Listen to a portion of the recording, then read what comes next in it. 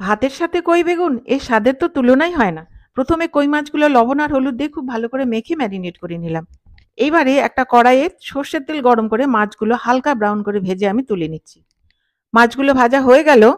এইবারে ওই একই কড়াইতে দিয়ে দিলাম ২ টো চেরা কাঁচা লঙ্কা, 1/4 চা চামচ কালো জিরে দিয়ে একটু নেড়ে নিয়ে দিয়ে দিলাম বেগুনের টুকরোগুলো। বেগুনের টুকরোগুলো হালকা করে ভেজে নিয়ে দিয়ে দিলাম হলুদ গুঁড়ো আর দিয়ে দিলাম আন্দাজ মতো জল।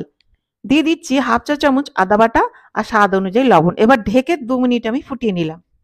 এবারে দিয়ে দিলাম ভাজা মাছগুলো। দিয়ে ২ থেকে ৩ মিনিট ফুটিয়ে নিয়ে দিয়ে দিচ্ছি কাঁচা লঙ্কা আর সর্ষে একসাথে বাটা। দিয়ে একটু নেড়ে নিয়ে আরো ৩ মিনিট আমি ঢেকে এটা ফুটিয়ে নিচ্ছি। এবারে দিয়ে দিলাম কাঁচা সর্ষের তেল আর কয়েকটি চেরা কাঁচা লঙ্কা। রান্নাটা প্রায় কমপ্লিট। গ্যাসটা বন্ধ করে দিলাম। ঢেকে ৫ মিনিট রেখে দিলেই তৈরি কই বেগুন।